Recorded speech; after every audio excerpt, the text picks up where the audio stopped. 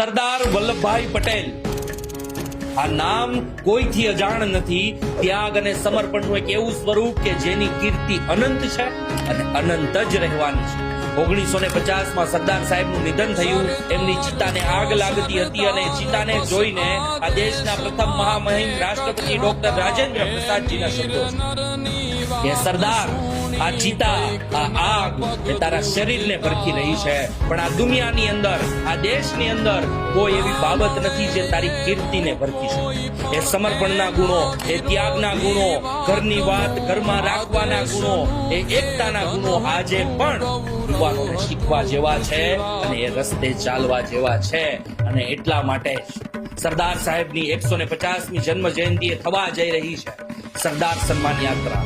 એ બારડોલી કે જ્યાંથી વલ્લભભાઈ પટેલને સરદારનું બિરુદ મળ્યું, ત્યાંથી લઈને સોમનાથ સુધી કે જેના ખંડેર પડેલા મંદિરને જોઈને સરદાર સાહેબને દુઃખ થાય છે અને સરદાર સાહેબે સોમનાથ દાદાના મંદિરને ફરીથી ઊભું કરવા, જીર્ણોદ્ધાર કરવા સંકલ્પ લે છે। આ યાત્રા એ માત્ર યાત્રા નથી, એકતાનું પ્રતીક છે। સરદાર સાહેબના ગુણોનું મારી જેવા અનેક યુવાનોમાં સિંચન કરવાનો એક મોકો છે। ચાલો આ યાત્રાનો ભાગ બનીએ। સદા નિશ્ચય અને નિડર હતું, છાતી સલામત રાખના।